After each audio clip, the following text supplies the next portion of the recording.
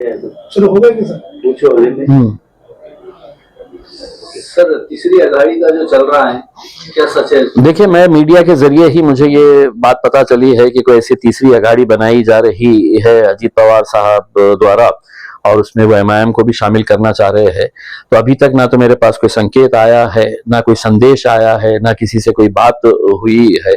और मैं महाराष्ट्र का एमआईएम का अध्यक्ष होने के हैसियत से जो भी फैसला होना है, अगर किसी अलायंस के साथ जाना है तो वो असद साहब और मैं मिलके ही उसको फाइनल करेंगे। लेकिन अभी तक ऐसा कुछ आया नहीं है।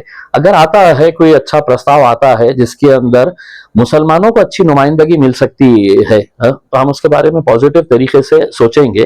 क्योंकि आज हमको एक बात समझ में आ गई है, लोकसभा के इलेक्शन के अंदर एक भी किसी भी मुसलमान को टिकट नहीं दिया गया। उसके बावजूद भी आज देश के अंदर हो या महाराष्ट्र के अंदर हो, मुसलमानों ने 2-2 घंटे तपती हुई धूप में खड़े रहकर वोट किसको दिया? तो सभी सो कॉल्ड सेक्युलर पार्टीज को दिया, चाहे वो उद्धव ठाकरे साहब की शिवसेना हो, शरद पवार साहब की राष्ट्रवादी हो, या कांग्रेस पार्टी को हो।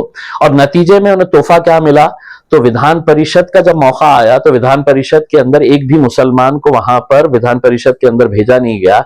30 साल के बाद एक ऐसी सिचुएशन तैयार हो गई है कि मुस्लिम मुक्त विधान परिषद महाराष्ट्र के अंदर आज हमें देखने को मिल रही है।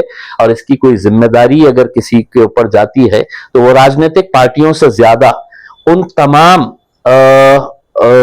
लोगों के ऊपर जाती है, उन तमाम मौलानाओं के ऊपर जाती है जिन्होंने रोड के ऊपर खड़े रहकर ये कहा था कि नहीं, हमको इन्हें वोट देना है करके। तो आपने कभी ये सौदा नहीं किया है कि हम अगर आपको वोट देंगे तो आपने कम से कम हमारे 2 विधान परिषद के अंदर भेजना चाहिए, 1 लोकसभा के अंदर कम से कम जाना चाहिए। जो इकलौता एक था उसे भी हरा दिए, यही लोगों ने मिलकर हराए हैं।